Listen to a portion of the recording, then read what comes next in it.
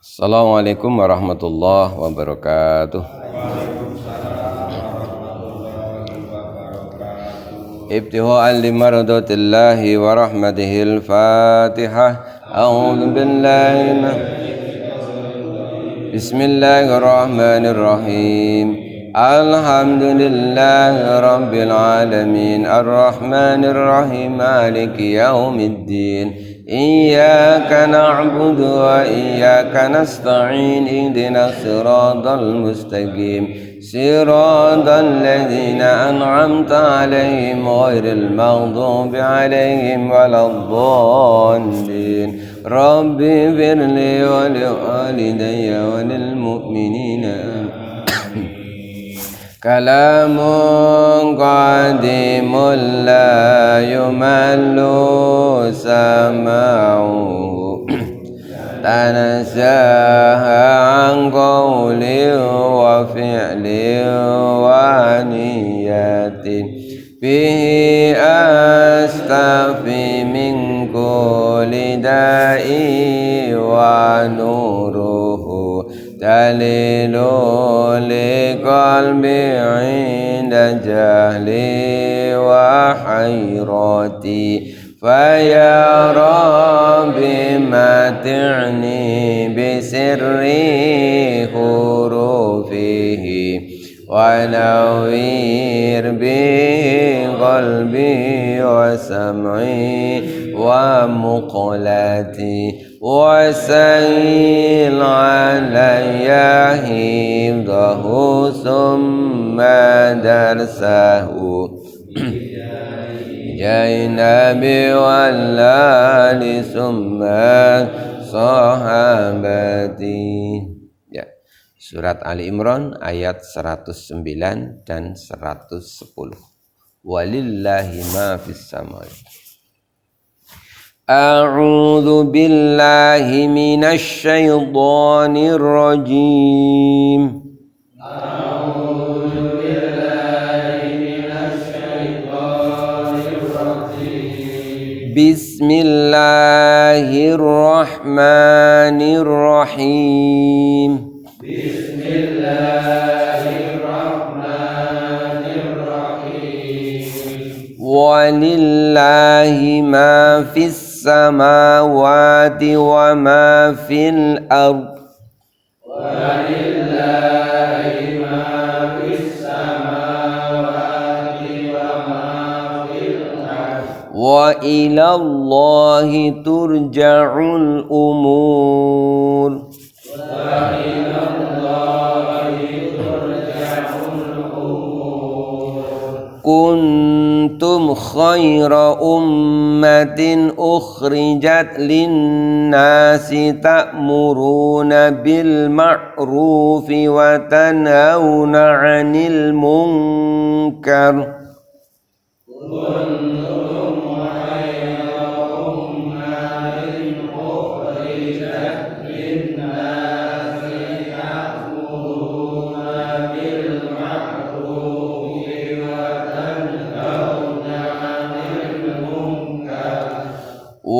tanhauna 'anil munkari wa tu'minuna billah. Wa tanhauna 'anil munkari wa tu'minuna billah. Walau amana ahlul kitabi lakana khairan lahum. Walau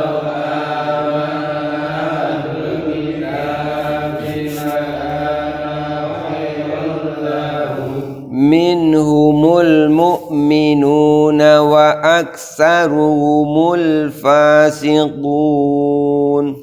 Minhumul mu'minuna wa aktsaruhumul fasiqun. Bismillahirrahmanirrahim.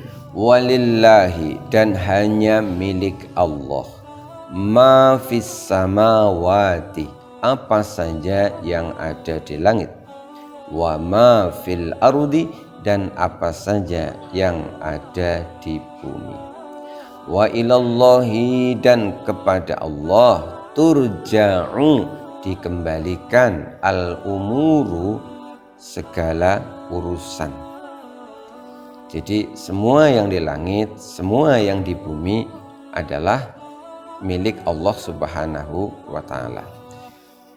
Karena itu ketika takdir apapun yang kita terima, baik ataukah kita anggap tidak baik, di ayat sebelumnya disebutkan bahwa jangan pernah berpikir bahwa Allah itu berbuat zalim kepada kita saat kita misalkan mendapatkan ujian atau cobaan. Karena Allah tidak bisa dikatakan zalim kepada Allah. Bagaimana mungkin Allah itu zalim sementara kita ini adalah milik Allah? Kalau kita manusia berbuat zalim itu kan kepada orang lain yang itu bukan milik kita, bukan di bawah kekuasaan kita. Tapi Allah itu bisa berbuat apa saja, memang isi dunia ini adalah milik Allah. Jadi karena semua yang di langit, karena semua yang di bumi itu adalah milik Allah, maka Allah pun punya kuasa segala sesuatunya yang Allah kehendaki. Selanjutnya ayat 110. Kuntum, kalian semuanya wahai Muhammad dan umat Muhammad, kalian semua khaira ummatin, kalian adalah sebaik-baik umat manusia. Wahai Muhammad, wahai umat Muhammad, kalian adalah sebaik-baik umat manusia. Ukhrijat, yang telah dikeluarkan, yang telah diciptakan, linnasi, di kalangan manusia.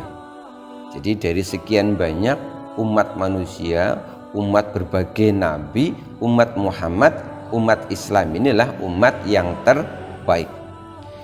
Kenapa dikatakan terbaik? Karena ta'muruna, kalian mau saling memberikan perintah, mau beramar ma'ruf bil ma'rufi, dengan kebaikan, wa tanhauna, dan kalian peduli untuk mencegah orang lain, anil mungkari, dari kemungkaran.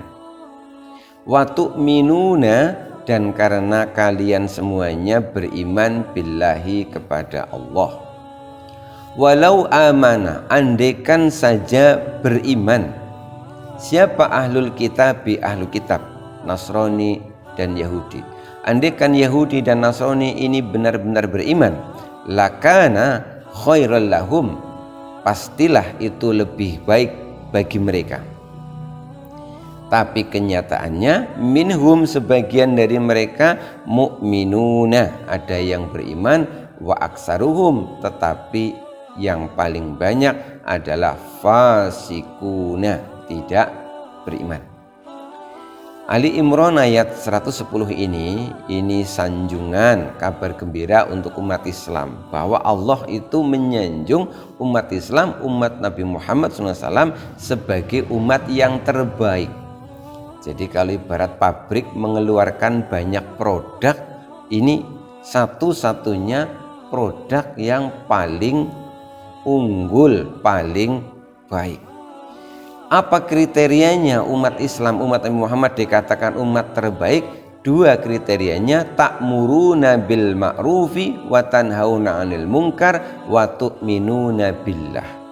Karena umat Islam ini menjadi umat yang paling peduli dalam urusan amar ma'ruf nahi mungkar. Umat-umat yang lain itu tidak sehebat umat Islam dalam hal kesungguhannya untuk berdakwah. Nah, kesungguhan umat Islam itu untuk mau amar ma'ruf nahi mungkar itu tidak lain karena keteguhan dan keyakinannya terhadap ajaran agama yang dianut ini. Sehingga kalau dibandingkan dalam hal militansinya, umat Islam itu lebih militan dibandingkan umat lain dalam hal amar ma'ruf nahi mungkar. Jadi umat Islam ini umat yang paling peduli untuk ngajak orang lain berbuat baik, untuk ngajak orang lain meninggalkan keburukan. Umat yang lain itu tidak seperti umat Islam dalam hal amar ma'ruf nahi mungkarnya. Jadi kita itu menjadi terbaik itu karena kita peduli orang lain. Kita beribadah, rajin sholat misalkan, tapi kita peduli mau ngajak orang lain. Sementara umat yang lain dulu itu pada asik sendiri-sendiri. Ketika umat itu sudah tidak peduli lagi dengan amar ma'ruf nahi mungkar, semuanya itu hanya memikirkan diri sendiri karena terpengaruh pola pikir khawatir melanggar hak asasi manusia. Sholat itu kan urusan pribadi lah, nggak usah acak-acak. Nah ini nggak benar pola pikir seperti itu. Ada orang mau menegur orang lain yang jelas-jelas salah, mau menasihati jelas-jelas salah, takut melanggar hak asasi manusia. Jadi sekarang ini kan banyak orang itu menggunakan senjata, dikit-dikit adalah hak asasi manusia. Ini kan sebenarnya banyak yang tidak benar. Di beberapa negara, di negara-negara barat itu sampai banyak cerita, misalkan ada seorang anak itu mengkasuskan orang tuanya ke pengadilan itu gara-gara apa? Gara-gara orang tuanya sering menegur anaknya itu sering keluar malam, pergi-pergi dengan pacarnya. Itu bisa dilaporkan ke pengadilan, jadi orang tuanya bisa dipersalahkan oleh pengadilan. Alasannya apa? Orang tua itu telah melanggar hak asasi manusia. Lah itu kan sebenarnya sangat tidak benar itu. Jadi dengan alasan seperti itu umat-umat lain itu jadi tidak sehebat umat Islam yang masih peduli dengan saudaranya, mengajak amar ma'ruf dan meninggalkan kemungkaran. Jadi kriteria pertama kita menjadi umat terbaik itu adalah karena peduli orang lain, kita mau amar ma'ruf nahi mungkar. Kalau ini sudah tidak ada, ya kita nggak jadi umat yang terbaik. Kemudian yang kedua, kriteria yang kedua adalah watu minuna billah. Jadi kriteria yang kedua kenapa kita menjadi umat yang terbaik dibanding umat yang lain itu karena keteguhan imannya umat Islam itu lebih kuat dibandingkan umat yang lain. Pada suatu ketika Rasul itu pernah memberikan sanjungan. Rasul bersabda begini, tuba liman roni wa amana bi. Sungguh beruntung orang-orang yang bertemu dengan aku, hidup sejaman denganku, wa amana bi, lalu dia beriman kepadaku. Selanjutnya kata Nabi, watuba, watuba, watuba. Tuba itu artinya bejo banget, sangat beruntung. Ini sampai 3 kali, watuba, watuba, watuba. Beruntung banget, beruntung banget, beruntung banget. Liman amana bi walam yaroni. Lah ini, siapa itu yang sampai 3 kali diulang beruntung, beruntung, beruntung? Orang yang iman kepadaku tetapi dia tidak pernah bertemu denganku. Nah, jadi Nabi itu sudah diberi kabar gembira oleh Allah bahwa akan memiliki umat yang militan, yang teguh mengikuti ajaran Nabi walaupun mereka ini tidak ketemu Nabi. Umat-umat terdahulu itu banyak sepeninggal nabinya kemudian mereka berubah. Di zaman Nabi Musa, baru ditinggal Nabi Musa ke Gunung Tursina selama beberapa hari, mereka sudah pada jadi kafir. Jadi umat terdahulu ketika nabinya meninggal itu banyak yang kemudian balik jadi penyembah berhala. Misalkan kita ambil contoh zaman Nabi Sulaiman alaihissalam. Jadi pada zaman sebelum Nabi Daud dan Nabi Sulaiman alaihissalam, pada waktu itu umat itu menyembah matahari. Lalu diutuslah Nabi Daud, Nabi Sulaiman, sehingga kemudian mereka beriman kepada Allah Subhanahu wa Ta'ala. Nah, sepeninggal Nabi Sulaiman, mereka balik lagi nyembah matahari lagi. Nah, sisa-sisanya sekarang masih ada. Nah, negara yang menyembah matahari. Jadi umat-umat terdahulu itu sepeninggal nabinya mereka balik lagi. Tapi umat Nabi Muhammad meninggal dunia, umatnya malah bertambah banyak. Nah, kenapa demikian? Wa tu'minuna billah, kata Allah, karena kalian wahai umat Islam, kalian itu memiliki keimanan, keteguhan dalam keimanan yang lebih hebat, lebih kuat dibandingkan umat terdahulu. Makanya alhamdulillah kita menjadi umat yang terbaik. Bahkan ada yang lebih mengenaskan lagi, bahwa begini, kita ini umat Nabi Muhammad, kita ini mencintai Nabi Muhammad, tapi kita tidak pernah mengkultuskan Nabi Muhammad, bahkan menganggap Nabi Muhammad itu sebagai Tuhan. Ya, Nabi Muhammad tetap Nabi saja. Secinta apapun kita kepada Nabi Muhammad ya tetap Nabi, tetap kita perlakukan, tetap statusnya manusia. Tapi ada umat terdahulu, saking cintanya kepada nabinya malah dijadikan Tuhan. Contoh misalkan Uzair ini kan termasuk Nabi Allah, orang soleh, dia Nabi Allah di zaman Bani Israel. Nah, karena saking solehnya Nabi Uzair ini, kemudian Nabi Uzair ini ya Nabi kan ya diberi mukjizat seperti itu, banyak nolong orang. Ini malah ujung-ujungnya sepeninggalnya Uzair, mereka mengkultuskan Uzair bahwa anna Uzair ibnullah, Uzair itu adalah anaknya Allah. Nah, akhirnya kan menyimpang sangat itu. Ada lagi juga yang Nabi Isa alaihissalam, sepeninggal Nabi Isa, umatnya malah menjadikan Nabi Isa itu sebagai Tuhan. Nah, maka datanglah Al-Quran itu banyak menjelaskan kekeliruan dan kesalahan umat-umat terdahulu. Bagaimana dengan umat Islam? Umat Islam tidak sampai seperti itu. Jadi alhamdulillah kita ya beriman kepada Allah, kepada Nabi, tapi tidak sampai mengkultuskan Nabi, apalagi sampai mengatakan Nabi itu anaknya Tuhan atau bahkan menjadi Tuhan. Karena itu sekali lagi, maka kuntum khaira ummatin ukhrijat linnas, engkau wahai Muhammad dan umatmu adalah umat yang terbaik yang pernah Allah keluarkan, pernah Allah ciptakan linnasi, di kalangan manusia yang lain. Karena apa terbaik tadi? Karena peduli orang lain, mau berdakwah amar ma'ruf nahi mungkar, dan teguh keimanannya.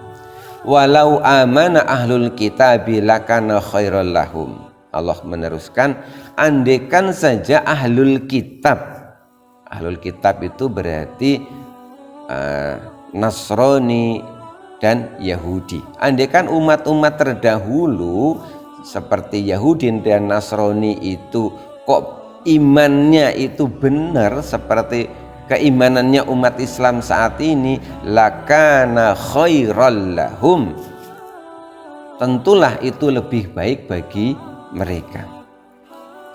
Kita bersyukur walaupun saat ini banyak masjid, tapi kadang-kadang banyak kosong gitu ya. Tapi umat lain itu lebih parah lagi. Mereka banyak membangun tempat ibadah, misalkan kayak gereja itu kosong. Kita masih mending tiap hari datang ke masjid. Mereka banyak yang seminggu sekali, banyak yang sebulan sekali, ada yang bahkan bertahun-tahun tidak pernah ke tempat ibadah mereka. Tapi uniknya kalau ada informasi ini ada kerusakan, 2 gentengnya melorot begitu, wah donasinya itu rebutan.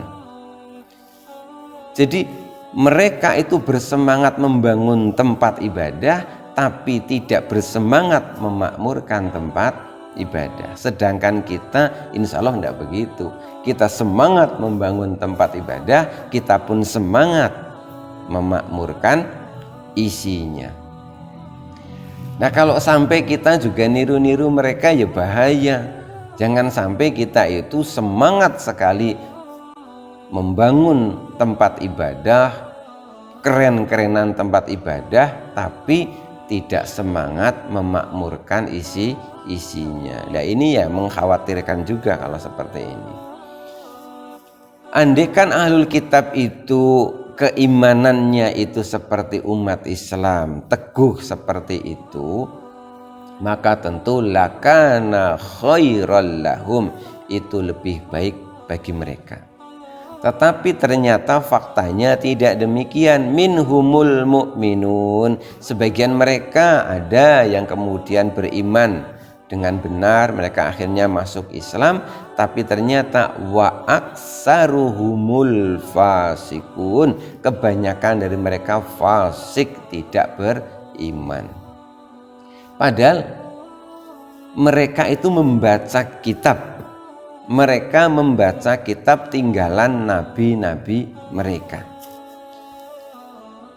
Kalau misalkan orang kafir minal musyrikin, dari orang musyrik yang memang ada yang tidak percaya Tuhan, mereka tidak percaya Tuhan ya. Ini masalahnya ada orang kafir tapi dia percaya Allah, percaya surga, percaya neraka, percaya nabi. Kan hampir sama dengan kita ya. Nah mereka itu menjadi kafir itu kan diantaranya karena mengingkari Nabi Muhammad Sallallahu Alaihi Wasallam.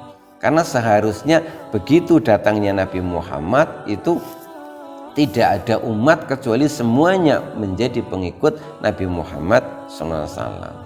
Jadi ini kan sangat disesalkan begitu itu ya. Jadi karena mereka ini orang pinter, mereka itu membaca kitab, membaca Injil, membaca Taurat, tetapi begitu datang Nabi Muhammad, padahal Nabi Muhammad pun telah diceritakan di kitab mereka, mereka buru-buru rame-rame menolak Nabi Muhammad.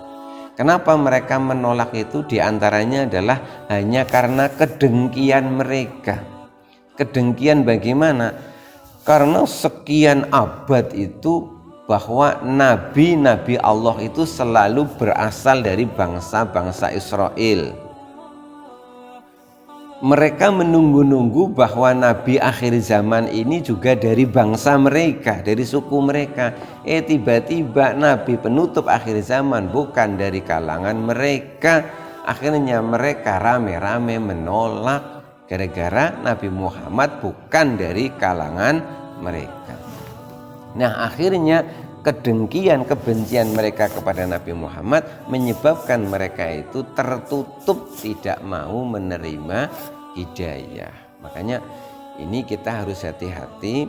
Rasa kebencian di dalam diri manusia itu kadang-kadang menutup manusia itu untuk menerima hidayah dari Allah Subhanahu wa Ta'ala, itu sebagaimana yang telah terjadi pada kaum min ahlil kitab, yaitu orang Nasrani dan orang-orang Yahudi sampai sekarang.